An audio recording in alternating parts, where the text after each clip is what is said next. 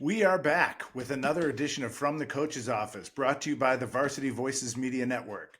I'm Dan Frevaletti, and here with me is my co-host Joe Frevaletti. On today's podcast, we are welcoming back the head coach of the 2024 state champion DePaul Prep Rams, Mike Passarella. After the incredible run to a state title last year, Coach Passarella joins us to talk about what the Rams have in store for us in 2025. Coach, welcome to the podcast. Guys, thanks for having me on. As always, it's a pleasure to chat some CCL football with you guys. If you are looking to buy or sell a home, contact RE/MAX Realtor and Circle of Legends recipient Christopher Cobb. Let Chris's extensive negotiating experience work to guide you on all of your real estate buying and selling needs. Contact Christopher now to discuss the right strategy for your personalized real estate buying and selling plan. His number is 630-420-0070, or you can visit his website at christophercobb.com.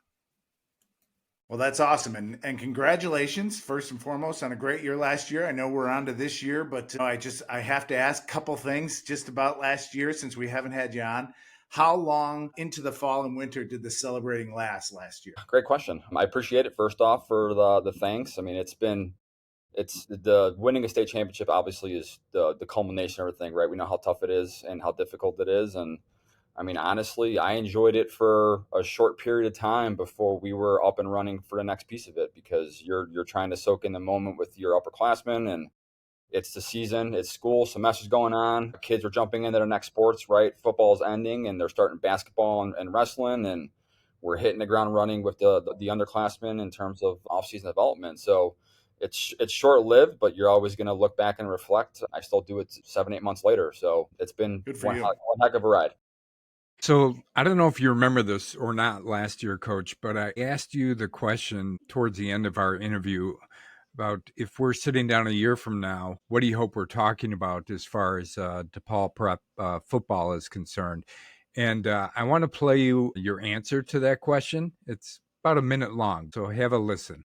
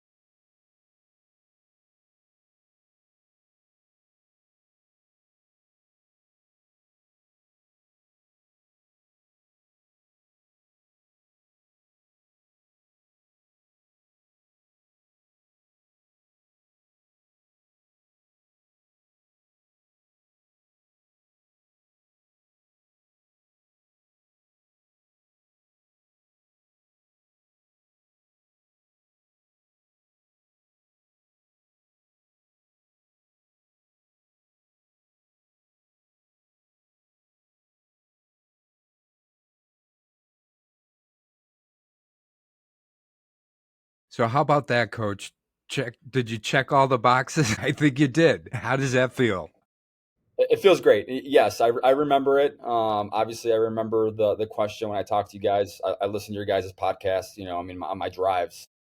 If I'm not mistaken, I think you guys had that on there with me and Coach Boo over at Montini, a couple weeks ago. Yeah. So kind of hearing myself talk about that. And when you reflect, you're like, man, what a ride. It was an incredible journey. And here we are today trying to just continue stacking bricks and building our thing continuous one day at a time, right? In next season. Coach, you had the you mentioned in there, I noticed that you said 4A/5A, and so you never know. But DePaul, after the state championship, topic of a lot of conversation within the IHSA. And I don't want to get too deep into the weeds and rules and everything else. What I do want to know is, with all the discussion about where you're going to be, how it's going to work, multiplier, waiver, all that. How do you manage that with the players? Do you find that they're talking about it a lot? I know how kids can be, and it can be like a coffee clutch and rumor mill. What do you do to kind of keep them focused and not worry about those things? Yeah, they're going to talk, right? Everybody, is going to hear things. Families, friends, other, peers at other schools are all talking about it, right? Everybody listens, and We'll read message boards. I mean, it's all on social media. Like, it's all out there, right? Everything's out there. The pros and the cons offer everything, right? At the end of the day, how do we handle it? I mean, we got to remind the kids every single day that the outside noise cannot have a reflection on who we are and what we do. The only thing we can control is who we are, how we go about our business, and who the opponent is in front of us, right? I mean, we don't have control over any of that.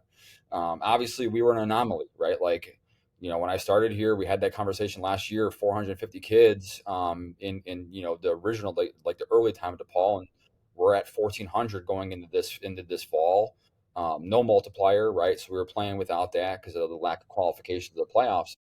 Now we're making this drastic jump, right? We can call it the DePaul rule because we should not have been where we're at, but it was the way that things shook out. Right. And we're going to be, the conversation now is 7A/8A, depending on how things shake out, throughout the course of the football season. So just got to remind the boys every single day, like, just take care of your business, take care of what you can control, go out there, try your hardest, be your best, be a great teammate, develop on and off the field, and let's go ahead and take care of our destiny, however it shakes out. So, Coach, you've been at DePaul Prep now. Is this going into your 7th year? Going year 7 is this. Okay. And I'm sure over the course of time, things that you've built or things that you've kind of instilled in your players and in your program has developed over the course of those 7 years. What kind of culture are you building at DePaul Prep football, and how do you instill that in your players? Cultures, that's the hardest thing to do, right? Came from the college level, and you can flip a switch with culture after 2-3 years, right? It could be pretty immediate, no matter where you're at and where you go. When you go into the high school level, I had this thought process. I'm like, all right, it's going to take me 2 or 3 years, but it takes a longer time. It took me about 5 years to really kind of get kids to buy in and to trust what I'm trying to do and what we're looking to accomplish. And I tell the guys all the time, when we have our first team meeting in the off season, going into after the season's over, try to give them some time off. Kind of talk about what the schedule is going to be, and hey, here's when we're lifting in the off season. We push kids to be multi-sport athletes. Like, in the wintertime, go wrestle, go play basketball, go be a high school kid, right? I want the culture to be, go be a high school kid. We want it to be fun. And how do you do these things? You let kids be kids. And you say, I need you in the off season for an hour and 15 minutes, X amount of days a week, however things are shaking out, to hit the weight room, to make sure that we're strong and explosive. Because I remind them that football is supposed to be fun. You're guaranteed 9 games throughout the fall. That's all you're guaranteed. So what are you going to do to be able to get to those and accomplish the most you can within those 9 games, and make them understand that what you do, how you act day in, day out throughout the off season, is what really establishes the culture when you get into the season, and the buy-in and the belief and the team camaraderie, right? Our guys talk about being a band of brothers, the brotherhood. So you have to do all that stuff throughout the off season. So I try to really build that culture up at that point in time by pushing kids, but I want them to have fun. I want them to enjoy their time while they're out here. I tell them that it is a segue. I remind my kids every single day. I go, you show up at school in class, you got adults telling you what to do and when to do them. We tell you what class you got to be at, tell you your homework you got to do. We tell you when you got to eat lunch, right? I go, you come to practice and you got adults telling you what to do and when to do it, right? I go, when you're around your boys and when you're on the football team, I want you to enjoy your time. I want you to take your mind off everything going on. And that's kind of how you get some belief. They believe in one another. They trust one another. They have belief and trust in the coaches. And that's how you establish greatness from my perspective. Coach, it was very clear, kind of along those same lines, that you had a special class of seniors last year. When I prepare for this, I go back and look at the all-conference, all seniors. And even though you had juniors who were more than worthy of being all-conference, but what do you feel like the juniors and lower levels were able to take away from that senior class that they can use this year? That we did. Like, we had, and I think, if I'm not mistaken, I think you called it the all name school last year. Right? For sure. Right? Some great names. It was a special group. I mean, I think every year, you have a special group, right? You have a different type of bond with each of the kids. And we literally just had this conversation as a staff yesterday in terms of what we lost in terms of leadership. And what's great is when you have a program and a team that is truly player led, and as coaches, and especially myself, where I can step back and show up late because a meeting runs late, and the kids, there are leaders that are running warm-up lines or getting the kids lifting already in the warm-ups, and then we can get into everything, right? When they do that, that's when you got a special group. And what's great about it is that they left what it means to be a player-led program. right? They showed the underclassmen what it takes to really accomplish what your ultimate goal is, right? If you want to have the ultimate successes, want to have, keep everything at a high, because football is all ebbs and flows. It's highs and lows, right? There's going to be the really high moments. We're going to have really low moments where we got to pick each other up. And this class that graduated that we're going to miss, that we're looking forward to see what they're going to do at the next level in their lives. I mean, they showed the underclassmen what it means to be great, and that's something that's invaluable that I can't, as a coach, teach my underclassmen. They have to see it. So not only did you lose some really good leadership from last year's team, you also lost some really good talent, Coach. So from your perspective, it's like, okay, we've got to reload every year, right? So who are you relying on or looking at this year, not only to step up in the leadership roles or leadership position, but also from a talent standpoint? Who should we be on the lookout for DePaul Prep this year? Yeah, I mean, like we talked about last year, we had, I forget how many kids, 4 or 5 kids that were 3-year starters for us, right? Kids that really were valuable pieces in terms of their experience, 2-year starters, right? If I'm not mistaken, off the top of my head, we're returning 3 offensive starters, varsity offensive starters, and I think 4 defensive varsity starters. I think the one thing that I always try to do, I try to play as many kids as possible. Like, we 2 platoon. I got my one way guys, offense and defense. We try to sprinkle in special teams, but I also try to get kids on the field. So we all know how a 2 deep goes, right? You're going to have your 1s and your 2s, and no matter what position, I tell my guys, man, whoever, if you got 2 guys out there for corners, for example, I got my 2 starting corners, whoever my number 3 guy is, I need to make sure I rotate him in there and get series. So what ends up happening is you get kids that are comfortable. We all know that football's a game. It's a violent sport, right? It's contact. Injuries happen. If a kid goes down, I need to make sure my next guy is ready to go. So I got kids that have showcased on game film last year that may not have started, but got ample amount of reps and opportunities to play that we're really comfortable and confident with. And there's going to be some names. I mean, we got a junior quarterback that has been on the rise that we're really, really high on, Jackson Gerbinski. I mean, he is a physical specimen, not quite Juju, but a different type of leader and a different type of football player. We got our running back room. We lost Nicky, who was very dynamic, but we got a sophomore who is going to split carries with a junior. Our sophomores, Tyson Hooks, and our junior, Zach Stewart. Our wide receiving core, we're bringing back Matt Osterman, which is going to be huge for that room. But we got another young man by Ewan McCran, and he unfortunately just broke his ankle this summer, so he's going to be out for the first few weeks of the year. I mean, he's everything of Braden Peavy, but instead of being 6 foot, and Braden's at Western Michigan right now, he's 6'3". So, I mean, we're reloading on offense, and we're really excited about it. We got to replace 3 offensive linemen. We got some sophomores that are going to take their spots. Continue to keep an eye out on guys like Carlos Rios at right tackle. Nahom Temezgin's going to be our left tackle, and he's only a sophomore, and he's very, very special. So offensively, those are kind of those names. Defensively, my man Hunter Watola is coming back, and he was a force up front, returning Carter Jareco. I mean, those 2 guys are going to control a line of scrimmage. I mean, we're going from being 6'1", 210 last year up front to where we're going to average 6'5", about 270 right now with our 3 down defensively, and those 2 guys are going to really hold their own. Luke Flom was a starter for us last year at Sam. We're sliding him inside to Will, and he's kind of our defensive leader right now and really gets things going. Hayes McGuire's back at Mike linebacker. I'm excited. I got names, and I can keep going with these names, but those are guys right now. Yeah. We're not short on talent. Our lower levels were really successful the last couple of years. I think our freshmen went 7-2. Our sophomores went 7-2. And I brought some kids up, but for the most part, those kids play with the competition that we do, and they're competitive. I mean, we might be graduating a great group of guys who had some leadership abilities and had playing experience, but we're reloading with kids that are just as talented, if not more talented than them, and we're excited about it. Well, it's great news that you have a lot of talent coming back and that you're looking forward to, Coach. Because I looked at your schedule, and Joe and I we like to take credit at the Varsity Voices for some things. We think we speak it into existence, and one of the things that we talked about last year with you was the rivalry that you called. Like you said, you're not shy. You'll speak what you're thinking, and you not called out St. Ignatius, but just said, hey, that's the team we look at. And we thought, well, we don't see him on the schedule. We talked to Coach Miller. He said, I don't know how we get the schedule worked out.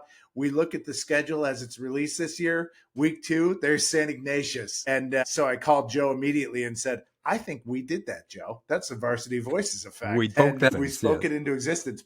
I don't want to get too far into say week 2 before, and then I look at week 1, and there's Fenwick. And so you are not shying away from anything from a scheduling perspective. And what was the thinking kind of behind that, and what effect did the Varsity Voices have on that week 2 schedule? I forgot, in one of the episodes, you guys gave it a name, didn't you? You gave yourselves a name in terms of putting it into existence? I think it's the Varsity Voices effect, isn't it? Right. Yeah. It is that. Yeah. I remember that. And I told, like, last year with the Ignatius thing, it's more because they're kind of our biggest rival in terms of where we pull kids from. So there are a lot of kids that go to the same middle schools that either go to DePaul or Ignatius if they're going a private route. So they all know one another, right? That's the reason why I say that. It's like, it's not for me. Like, for me, it's like, whatever. But my kids, all the players are like, we want Ignatius. I'm like, all right, man, I'll try and get Ignatius on there. So obviously you can't control the 7-game schedule, right? The weeks 3 through 9. We had an open week 1. Obviously we had Deerfield on the schedule the previous 2 years, and then they didn't want to renew. So we were on the look for a week 1 opponent, and no one wants to play us. I mean, we got shut down by everybody, like legitimately every single school, public and private. Fenwick was still looking. So we were like, they were the only team that was still open week 1. We're like, well, I guess we're going to do this. We actually had a week 2 opponent who backed out of the contract.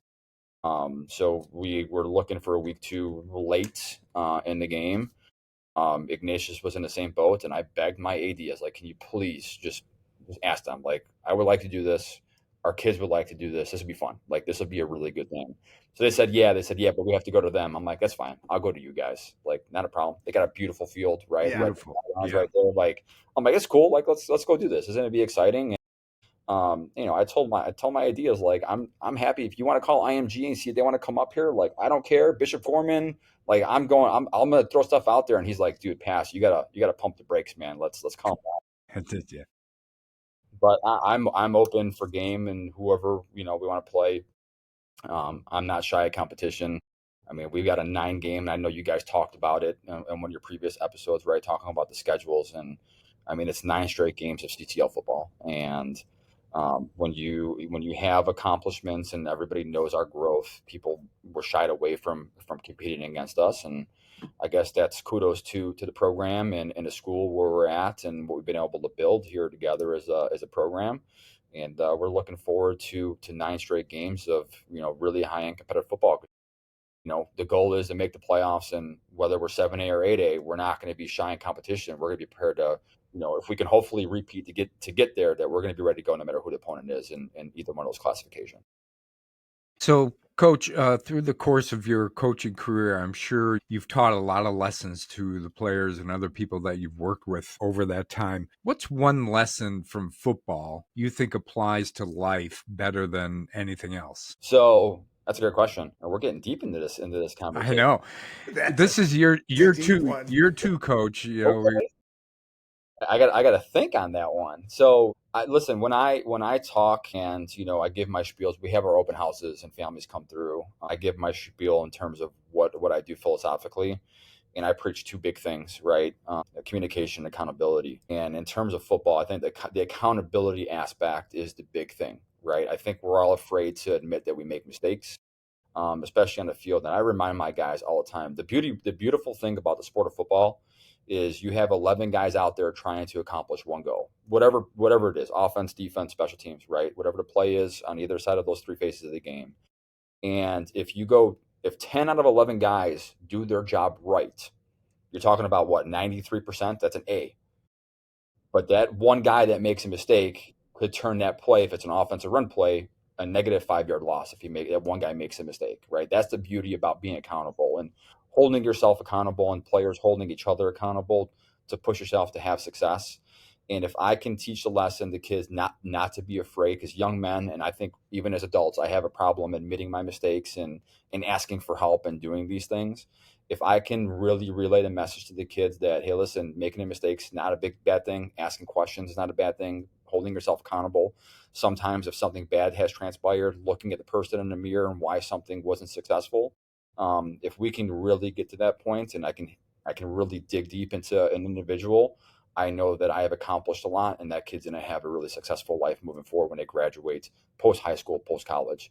So I think that's the big thing. I preach accountability, and if I can really have kids hold themselves accountable, I think football is a good point to be able to make that happen.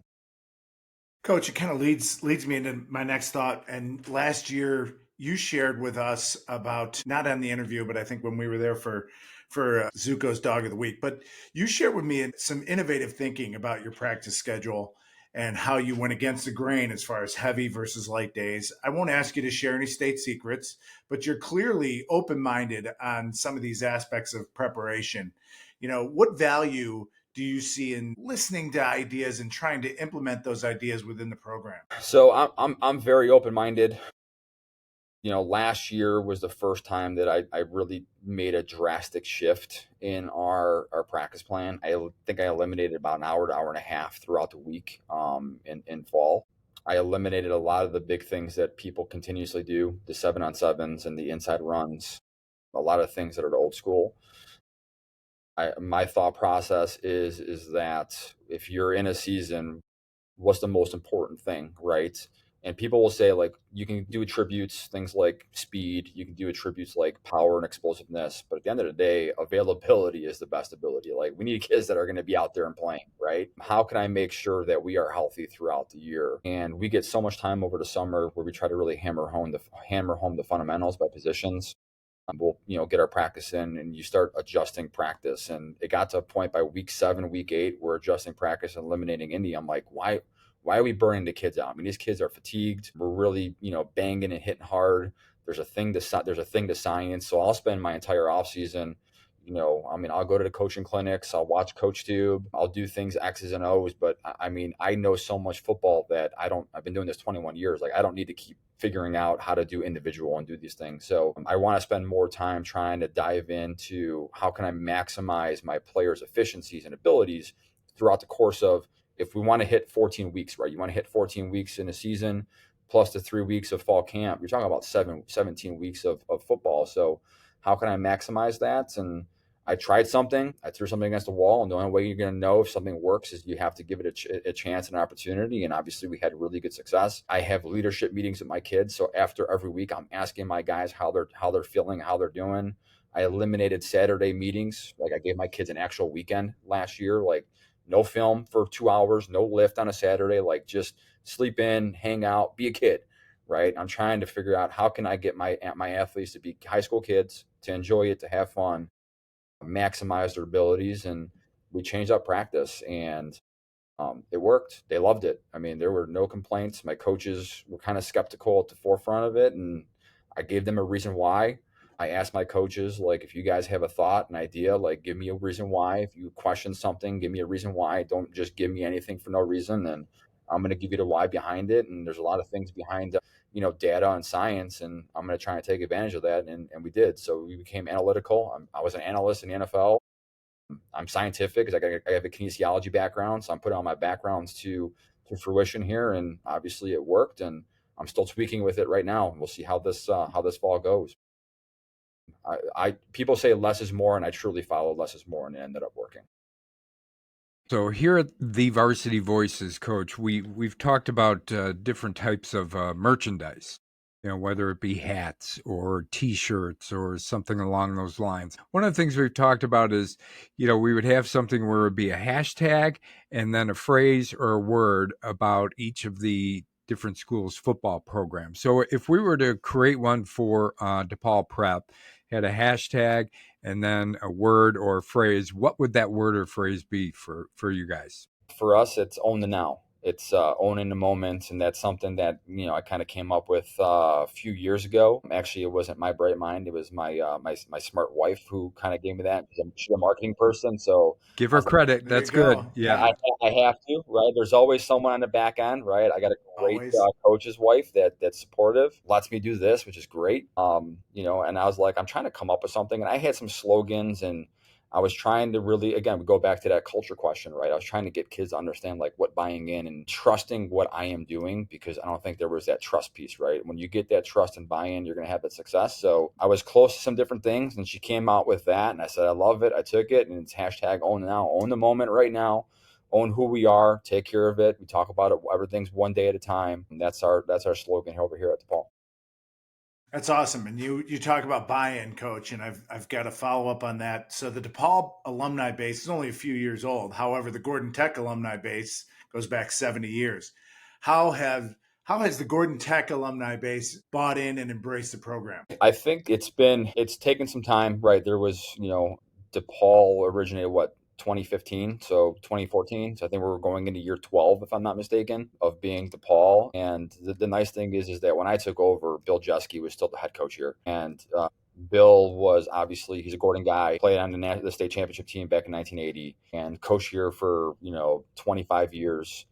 And I just tried to use all the resources, right? There was the upsetness from the Gordon fan base of switching over to Paul and getting rid of that. And our admin team has done a really good job of trying to retain some things, right? We kept a nickname with the Rams, and I keep the people around. So we actually did, if I'm not mistaken, it was one of the playoff games, St. Lawrence. We did like an alumni thing, and we brought back the whole entire the Gordon guys, right? So just trying to find ways to just say, hey, look, you might not be here right now in terms of name, but you haven't been forgotten. We're still the Rams. At the end of the day, we are still the Rams. We're still off of Addison and Western, right? We're still in the same neck of the woods over here in Roscoe Village. So there's everything's here, and we want to make sure that they still feel part of it and that they're not dismissed.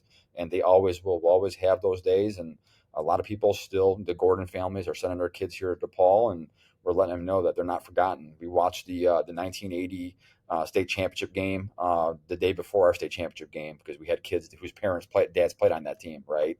Just trying to get those juices going. Like, hey, look, man, it's still Gordon, right? In its own different way. So we just want to make sure that they're still a part of it. They haven't been forgotten. We still talk about it all the time. So we just try to mend that gap. So I've got just one more question for you, Coach, and it's the same one I asked you last year at this time. If we're sitting down next year for your third interview with the Varsity Voices, what do you hope we're talking about as far as DePaul Prep football in this coming season? I'm gonna have to give you a different answer this year. Obviously, look, we still talk about the same things. We have the goal. We talk about wanting to repeat, but I think at the end of the day, what I would really like for to happen after this season is to let people know that DePaul Prep football is for real, right? We may have won 4A last year. We want to be a force that's reckoned with. I reminded the guys years ago when I took over. We were an automatic W on most opponents' teams, right? And that's something that we really wanted to change. I want whoever's on the schedule to be afraid to play us. I want to be a state hold name, right? When people talk about Illinois State football, it's Loyola's, it's Mount Carmel's, right? It's Naperville's when you go to public deal. And I want DePaul to be in that conversation. And I want to say, hey, look, we can compete with everybody. We're going 9 straight games to Chicago Catholic League for our regular season. We want to make noise in the 7A, 8A playoffs. Last year wasn't a fluke, and we can compete with whoever. And when you talk football in the state and IHSA, DePaul Prep, I want to be one of those names. So if we can do that, we accomplished it. We're continue building towards our ultimate goal of being a statewide and hopefully one day nationwide football program. That's awesome, Coach. And to continue that with some more hard hitting stuff. Last year we were there with Zuko, the dog, to present to the Zuko's Dog of the Week award to Avery Bellis. And I would have liked to stop to eat at several places, but the big giant monster in the back seat really wouldn't let me. So if we can get out there again without Zuko sometime, where would you guys go? Where do you recommend that we stop? Where does the staff like to go? So we usually go right down Roscoe, and we go to a spot called Commonwealth. That's usually kind of our go-to post games on Friday nights for anything. Usually kind of the main little area. Down here, this area is phenomenal. It is loaded with food, restaurants, and all types of different things, man. But Commonwealth is the joint that we frequent pretty regularly down here down on Roscoe Street. That's good. I've asked this question a lot of the places I've been to, I don't know what that says about me, but I haven't been to Commonwealth, and so that's good to have on there, and I definitely will put it on the list. Absolutely, yeah. Give them a little free marketing right here on your guys' podcast. Look at that. There you go. Well, awesome. Well, Coach, we really appreciate your time. That'll do it for this edition of From the Coach's Office, brought to you by the Varsity Voices Media Network. We'd like to thank Coach Passarella for joining us. And if you enjoyed this, please do us a favor, follow, and subscribe wherever you get your podcasts, and make sure to tell a friend. Thanks again for watching or listening, and we will see you next time. Thanks, guys.